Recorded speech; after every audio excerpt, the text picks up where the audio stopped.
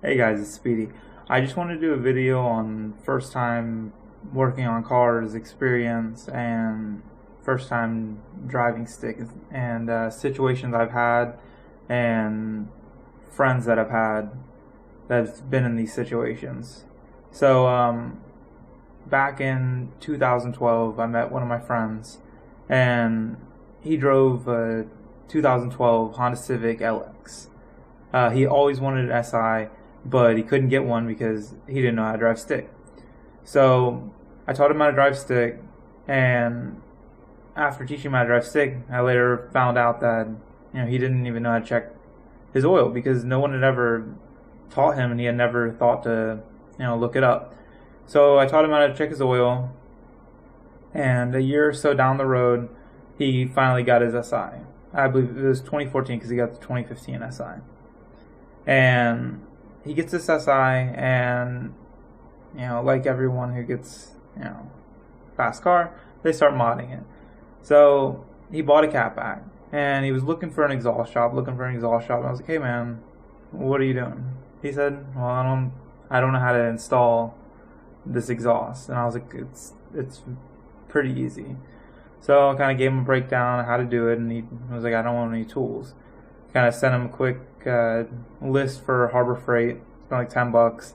Got the needed tools, and it did take him a little while. I think it took him like an hour or two, and he got the cat back off, put the new cat back on, and after that, it kind of sparked something in him.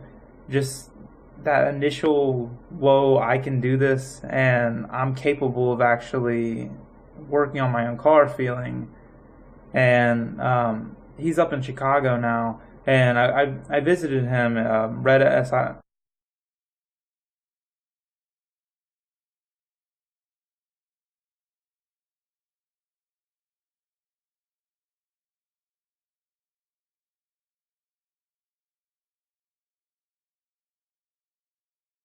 SI guy, and we did his downpipe since the ninth gen SIs don't have, it's not, the headers built into the block.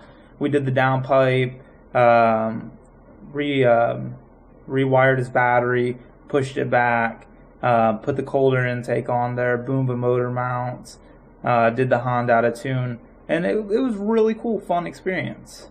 And it's really cool to see people go from having no confidence in their mechanical ability to feeling like now he's at the point where he's saving up for a supercharger, and he's gonna install that probably just with me or by himself. And I kind of just want to do a rundown on that. So my first car, I had a 3000 GT, a Mitsubishi. I didn't know anything about cars. I've done a few install videos, how to's, because I know a little bit now. But I didn't know, I was 16, I didn't know anything. My dad had bought me a cold air intake, and I smiled. I was like, "Oh, it's shiny, it's cool. What is it?" And he's like, "It's a cold air intake." So did a little bit of research. My dad was prior a mechanic, and he kind of helped me with it, and I installed that. That wasn't really where I learned how to work on cars. It was more so my starter went out, and my dad was like, "Okay, go buy a new one." And I was like, "Well, I have no idea how to do this." So I bought the starter, and I was like, "All right, are you gonna help me install this, Dad?" He was like, no. Here's the tools you're gonna need. Here's your starter. Figure it out." So it took me it took me a long time, and I finally got it installed. On that car, there's a wire that runs to the positive battery terminal. If you don't tighten that all the way down, it's still real loose. It makes the starter work really hard, and it burns out. Lo and behold, I didn't know this. 2 weeks down the road, starter burn out.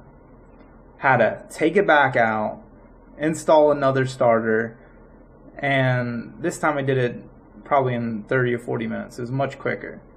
But that kind of gave me that little spark. And I was like, okay, maybe I can, work on my own car. With that car, I had a lot of, experiences where I didn't exactly want to have to, I did a lot of modifications. I did, header back exhaust and polyurethane motor mounts and all that good stuff.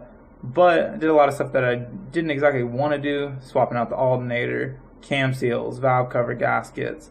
There was the water pump timing belt. There was a lot of other maintenance that was involved that kind of gave me that learning feel. And once I finally got that and I felt more confident with tools, now I've kind of gotten to the point where I've done a bunch of exhaust. I've done a bunch of different small jobs with friends, and I feel a lot more confident in myself where I will be willing to try to attempt to tackle something before automatically jumping, oh, I need a mechanic, I need help.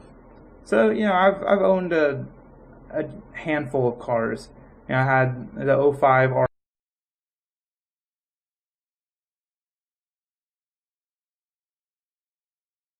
RX-8, and I did the full exhaust on there, and that was experience because it was a different car.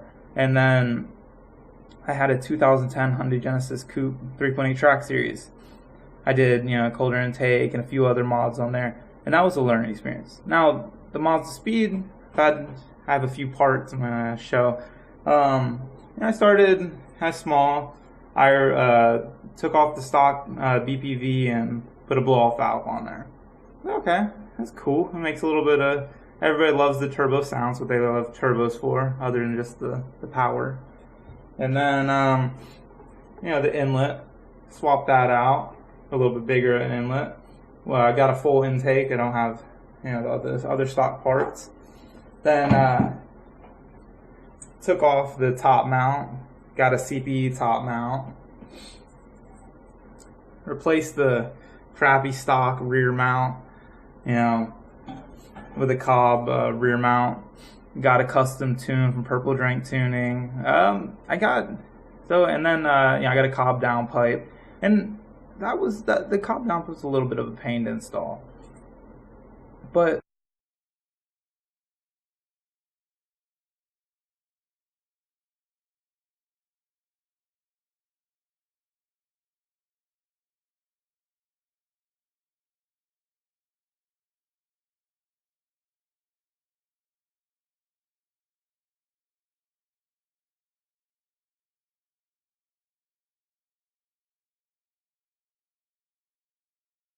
all in all, I've been able, since starting and learning how to work on my own car, I've been able to accomplish a lot of smaller, not swapping engines or anything like that, but I've been able to accomplish all the basic maintenance by myself, doing brake pads, rotors, rebuilding calipers.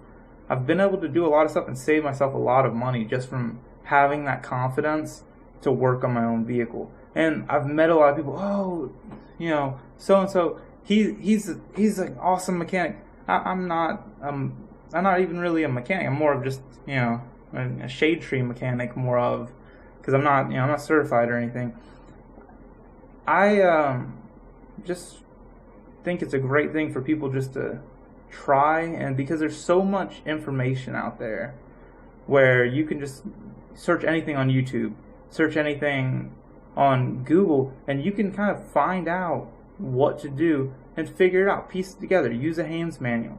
There's so much out there to kind of piece everything together, and some stuff you don't even need if you just mess around with it and kind of figure out.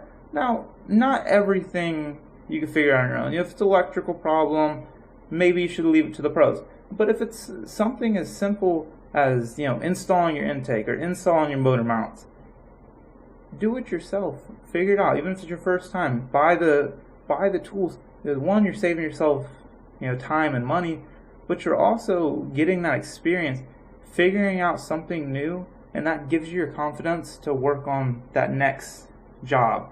It might be that downpipe, that turbo downpipe, or swapping out a turbo. It might be putting that catback exhaust on instead of paying a shop $200-300. I had a guy at work. His alternator went out. The shop was like, "Oh, it's gonna be $400 or $500 to replace," and I was like, I can find you one and we can do it together. Much cheaper. We found one on eBay. I'm not saying everyone go to eBay, but he was a little strapped for cash. So we went to eBay, found for $80, and I slapped it on, and helped him slap it on in about an hour. Now, not all of them are that easy, and not everyone's gonna have someone who's previously done an alternator. But for that, there happened to be an instructional guide online at how to do that for the exact car, and you could just, skim through the video. Okay, take this bolt off, take take off the radiator reservoir, boom, slide it out, and that's it. Pop a new one on, pop the belt back on. It's cake.